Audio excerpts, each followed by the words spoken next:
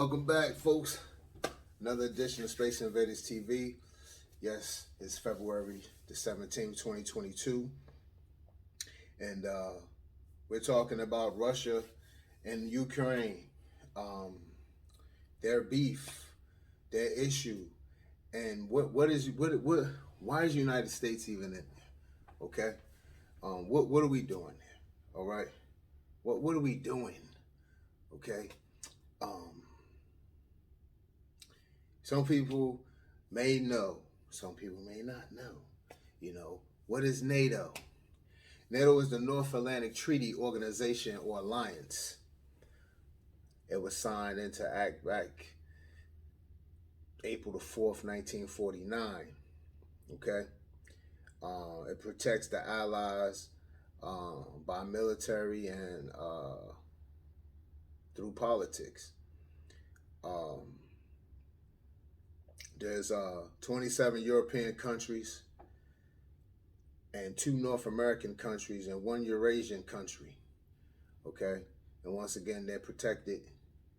It's to protect allies by military and politics.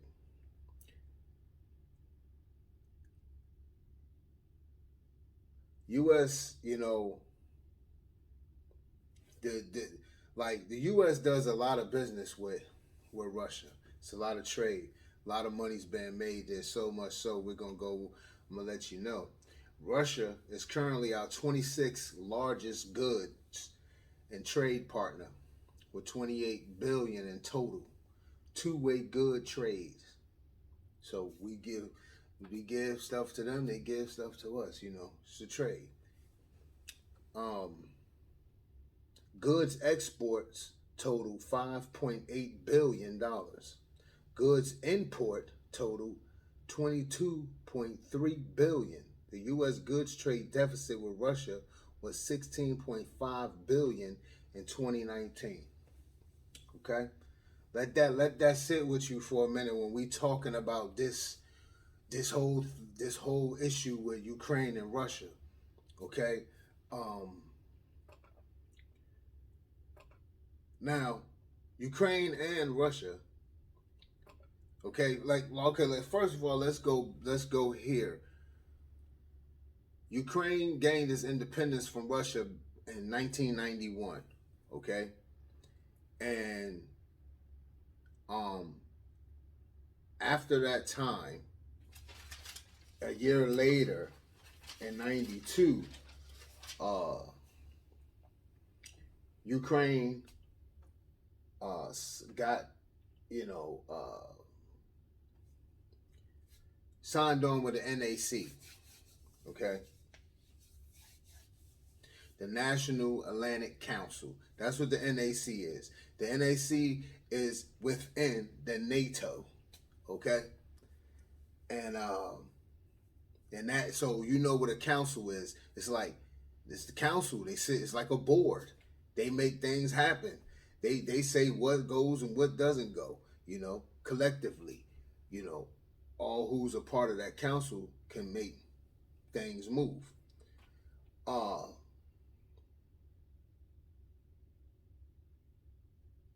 So, as I said, then Russia is also part of the NAC, the North Atlantic Council. They're both on the council. Okay? Now, Russia became part of the NAC the same year once they released Ukraine, once they agreed to let Ukraine go independently, that was the same year that Russia signed on with the NAC as well. So you can say that they part of the NATO, because you can say they are NATO because they are on the council. You know, they are the moving. They help move those parts. Okay. I look at this situation right now with Russia and Ukraine. It's nothing more than like a, you know, they were like they were they did rule over Ukraine at one point. So it was more like a father and son thing then. And this is all in layman terms. I'm just, so they were like a father and son then at that time until 1991, right? So I figure now it's more like, big brother just pushing around little brother, or just keep poking at little brother at times. But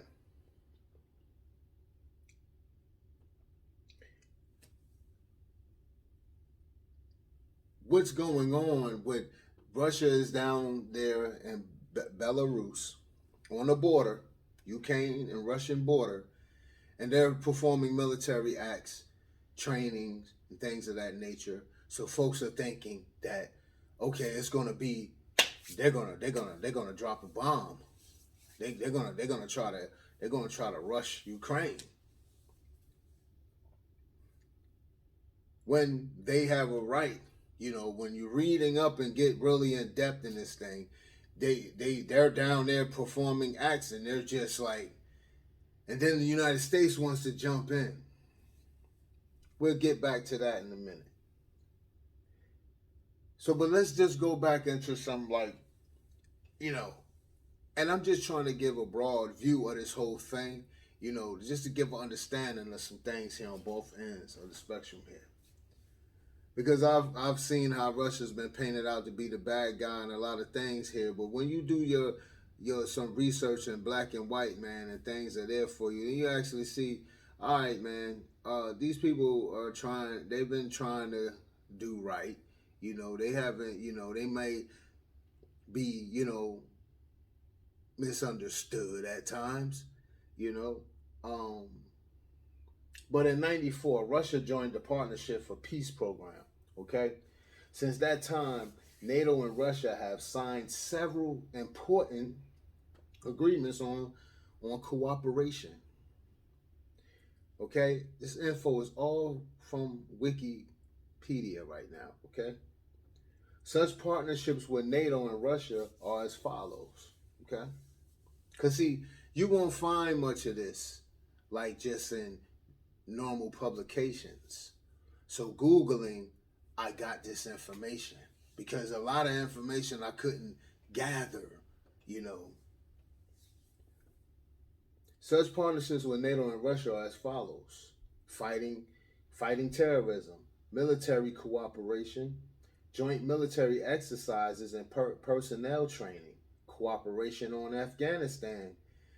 Uh, Russia provided training courses for anti-narcotics officers from Afghanistan and Central Asia countries. Okay, so we remember when our troops, when the United States was down in Afghanistan, you remember hearing Russia was down there too. They were one of the first on boots on the ground in Afghanistan. You understand? Down there helping us, get things together. So they have been trying to do some of the same things that the United States talks about. Uh, Russia seems to have been on the same thing, fighting terrorism. They've been down with all of that.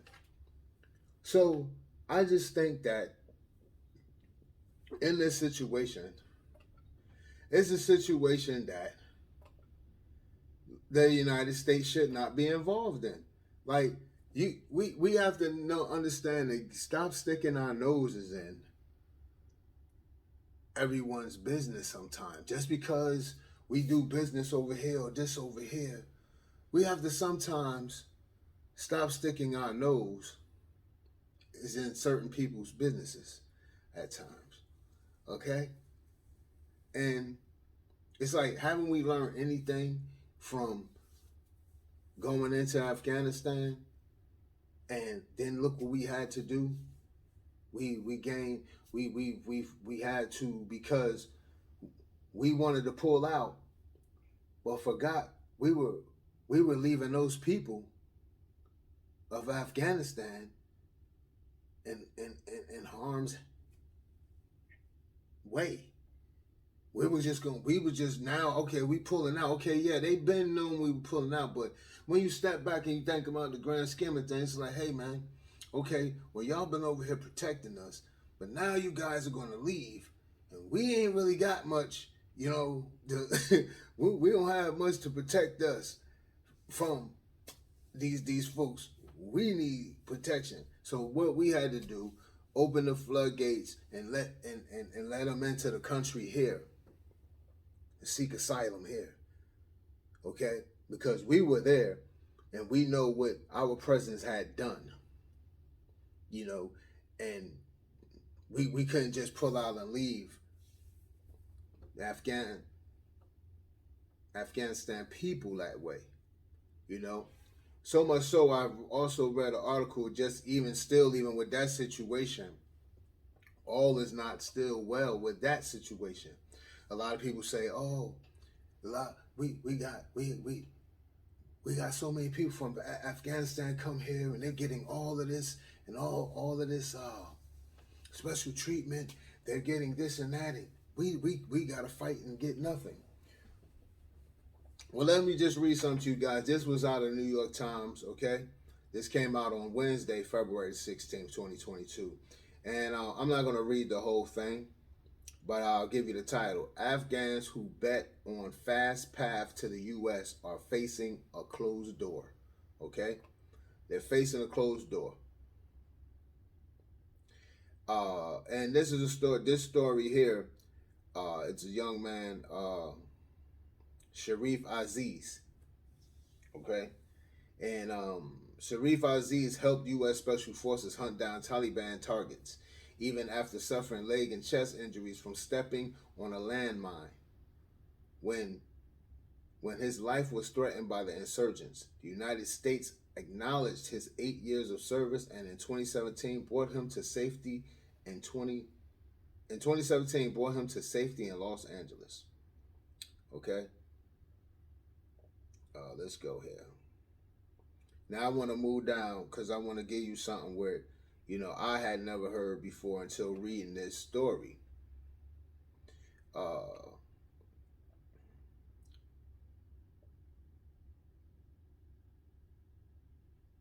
The Citizenship and Immigration Services Agency said it had increased fivefold the number of adjudicators reviewing applications, given the surge in filings. Before the Afghan crisis, about 2,000 people a year applied for humanitarian parole. 500 to 700 were approved, often for urgent medical treatment or to visit a dying relative. Humanitarian parole is not intended to replace established refugee processing channels such as the U.S. Refugee Administration Program, which is the typical pathway for individuals outside of the United States who have fled their country of origin and are seeking protection, the agency said in a statement. Under the refugee program, it takes several years for people to be admitted to the United States. It also takes many years for legal U.S. residents like Azizi, to sponsor their families for admission. For many of those waiting for emergency approvals, association with the U.S. mission has made it impossible for them to remain at their homes in Afghanistan. They are either in hiding or are living illegally in other countries in danger of being sent back. I want to go somewhere here. I'm trying to get to some real numbers here. Give me a second, ladies and gentlemen.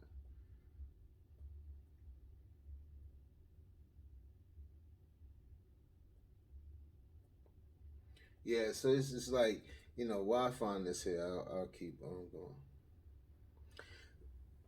it's like, we have our own issues here that we need to deal with.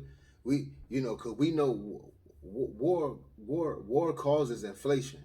Okay, so we already have inflation here. Okay, I just did the story, and you might have, some of you all might have seen it already, or you might not clicked on it as yet. I did a quick story before putting this story out, about 5 businesses alone in North Carolina, 5 corporations in North Carolina who have been fined for price gouging in 22 locations around the state. Okay, so we have that going on, and along with inflation. So then it makes you wonder, like, okay, is it inflation or is it price gouging? We have issues that we need to attack on that, because we have American families that are suffering. We have issues that folks are trying to find out about. Hey, are you guys going to cancel the college? Those student loans. What are we going to do about this housing situation? Affordable housing around the country. What are we going to do about these police killings? Mishandling of the citizens, of black citizens, and innocent citizens, may I add. Okay, and getting gunned down. What are the laws going to be in place for that? What are we going to do about our homeless situation around this nation? What are we going to do about really upping our minimum wage collectively around this country? Not just having this one state sticking to it and doing it, or this one corporation doing it. No, putting something in stone and saying, hey, look, this is going to be the national wage right here, right now. This is what it's going to be. Because if we're going to continue to keep things, if this is how it's going to be with inflation, where you just can't keep squeezing the pennies out of people's pockets when they're scrounging them up. Okay, we can't continue to do this. What are we going to do about our education system and public schools around this country? What are we going to do with the security for our students in the schools around this country? What are we going to do with that? How are we going to better assist our teachers? Where are we going to start meeting these students where they stand? We got so many issues in this country that we need to deal with, that we don't need to just be jumping over there in the Ukraine and Russia's business. They've been going at it for a long time, and it's nothing more to me when I read the story of sometimes seeming big brother just poking little brother right now at this point, and just doing little things to keep them. Ukraine knows that Russia is the big, that they got a little more than them. So yeah, they may be on the edge at times when they see them do things. But as Russia said, say, hey, we on the border here at Belarus, we're doing our military practices. We got the right to be here to do this. We're not bothering anybody. But then the U.S. comes in and they want to say something. Isn't this someone you do business with? You don't need problems. We already have inflation. We already have the Freedom Convoy, and that convoy moving across this country now. It's going to start moving across the United States. It started out in Canada, where the truckers out in Canada, were standing up for, what they believe in, and speaking on the vaccine mandates and how they feel that it's crippling their country and everything like that. So the borders were already shut down for the Canadian and to the U.S. borders, okay? That you got the automotive industry crying, saying how they can't get their goods in and out of the Canada, and along with other goods. We have heavy trade with Canada. Heavy trade with Canada, okay? Every day, that Ambassador Bridge, that bridge was shut down. Heavy trade coming in. I spoke about that last week. So we don't need no more problems. We don't need to be creating problems outside of this country. What we need to do is fix our own problems. We We went over there in Afghanistan. We shouldn't have been over there. We went over there and been over there and spent trillions of dollars. Okay? Trillions of dollars. Meanwhile, our country is just stacking up with issues and problems, and we having a problem with, we had the nerve and had a government thinking that $1,400 was too much to give the people in a pandemic where people were forced to be quarantined in their house for months and couldn't really do anything. People lost jobs and everything, to be turned around and then get blamed because they didn't want to get the vaccine, or whoever did not want the vaccine, when we were first said and explained we can't be shaming those who had vaccine or didn't get it. But then we turn around and the same man that said that out of his mouth turns around and starts pointing fingers at those who didn't get it and saying that's the reason why it's still here. You can't do that. Our people didn't cause that.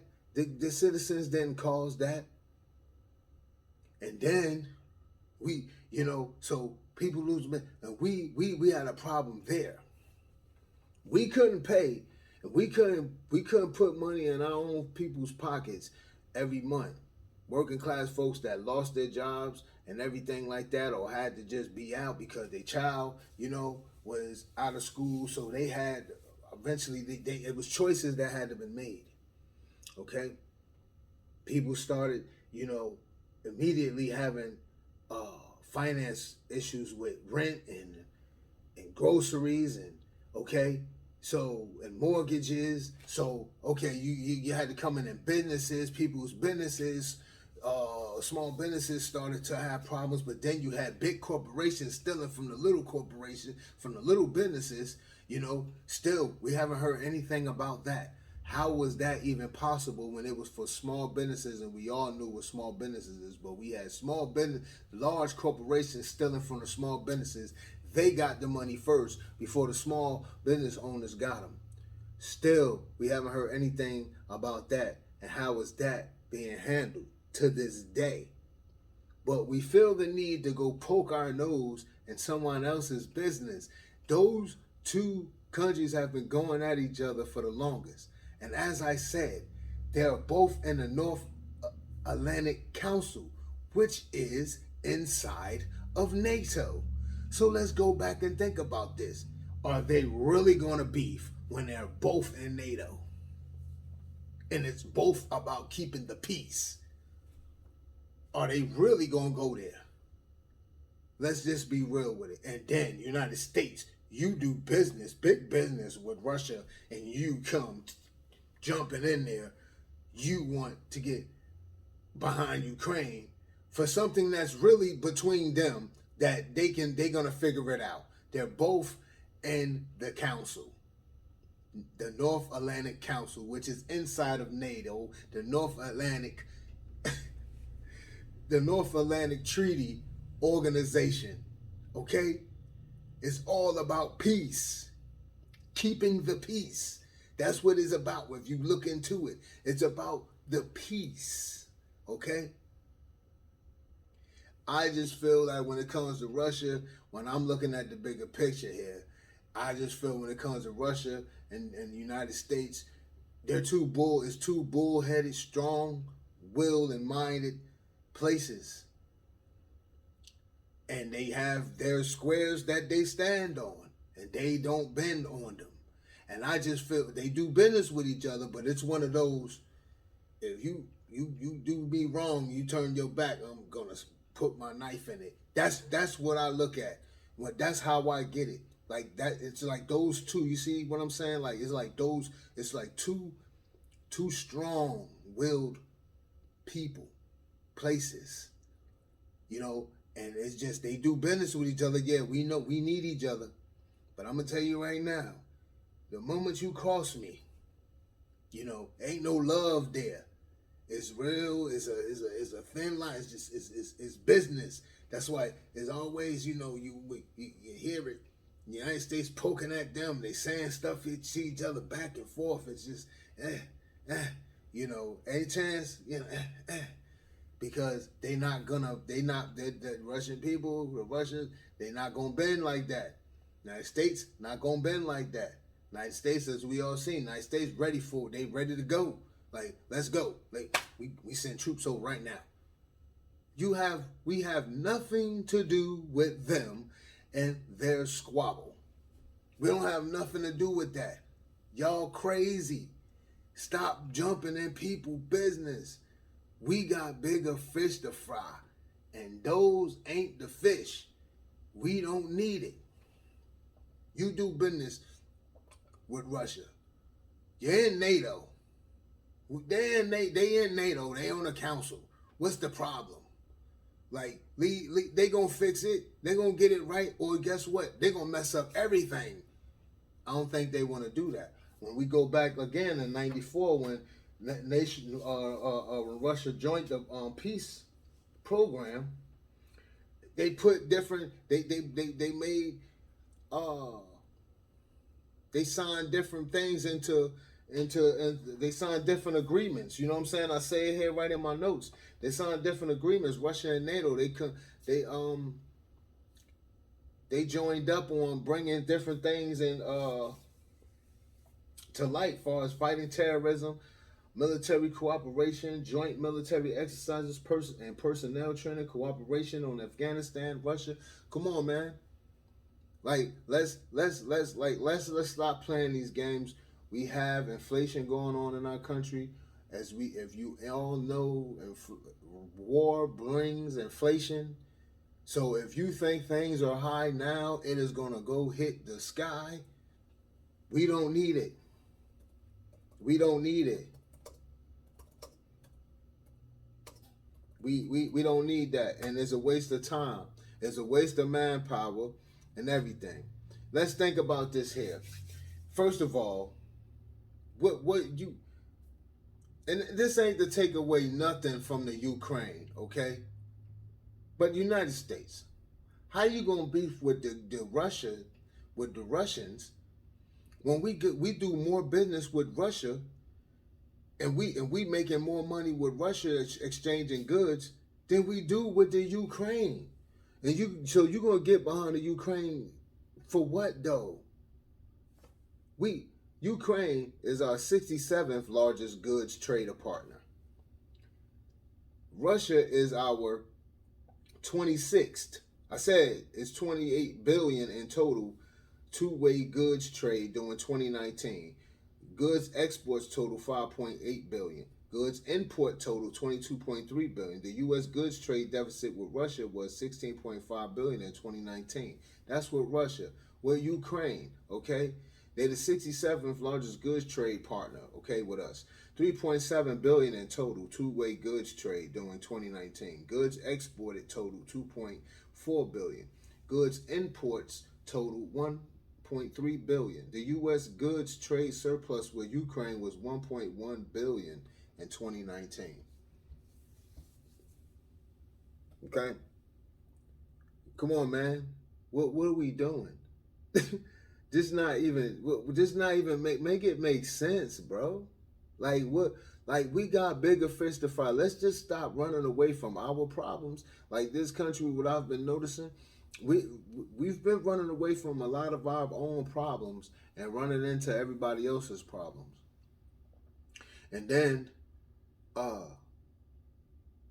everyone wants to circle back in 4 or 8 years and says, oh, well, we done got this. Well, we all sat here and watched these folks run amok and running into other countries and running into stuff like kamikaze style, just running into other people's problems. Like, we don't need to do that. We don't need to do that.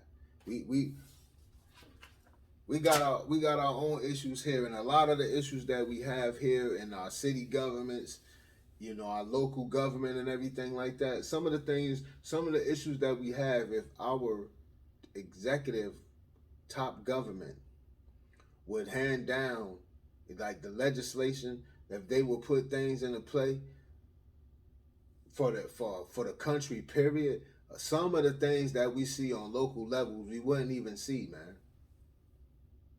you know, and I'm just being straight up, you know, but there's no reason for the United States to be there. I know that troops are, you know,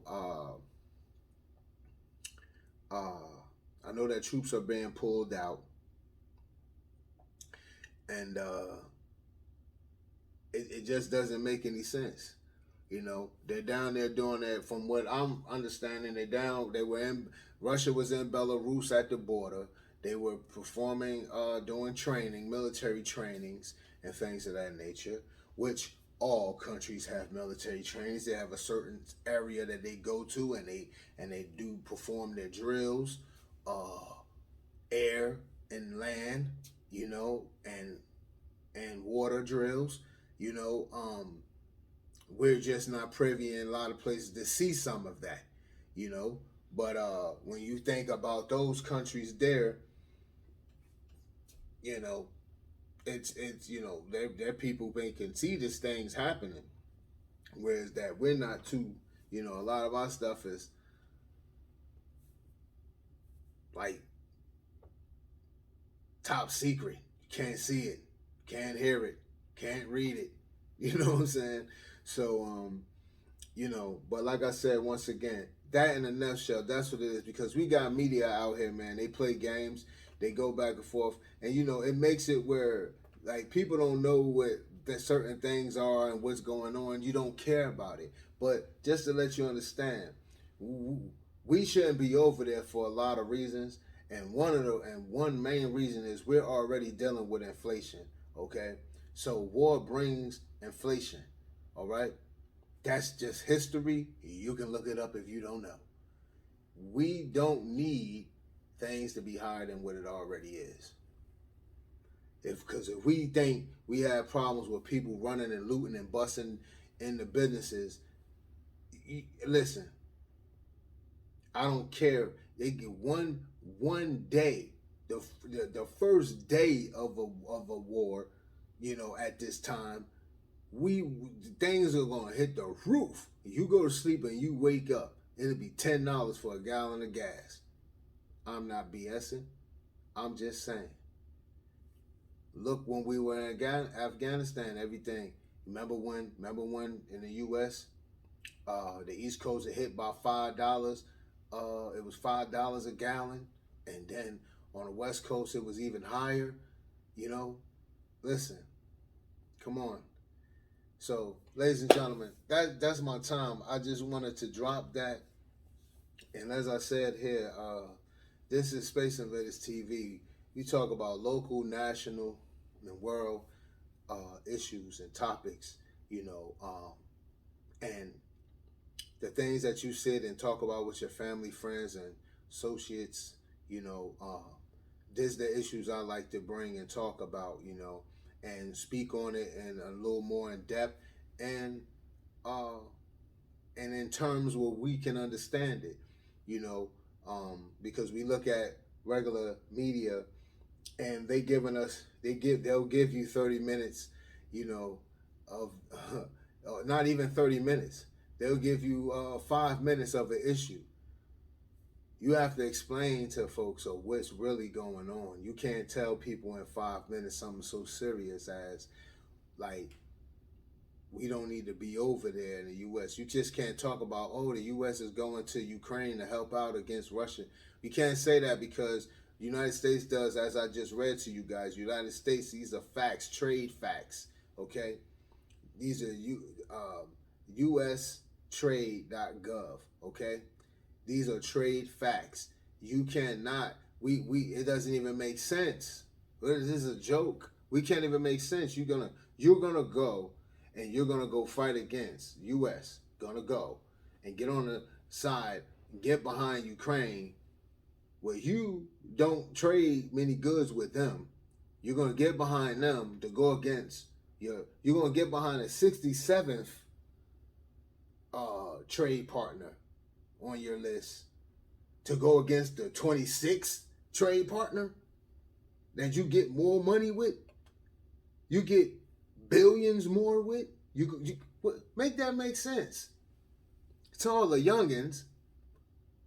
That's to all the other. That's like I'm gonna mess up I'm gonna mess up what I got going on with my plug right here. We get money right here, and I'm gonna go over here, and I'm gonna go over here and cut my throat of a major supplier with me, trade partner, to go over here with the smaller one and go against the. What is that for? Make it make sense, man. That's not even business like. So you talking about inflation, right? So first of all, war causes inflation. But then, so you imagine the goods that you're trading with somebody you're gonna go to war with. You imagine what the goods will cost from that your 26th largest trade partner. Imagine what those goods are gonna cost for us to get them into this country and then put them on the shelves or whatever to the American people here. Imagine what that would cost alone. See, these are the things that have to be thought about, you know. So if you're one sitting around like, yeah, screw Russia, listen, man, okay?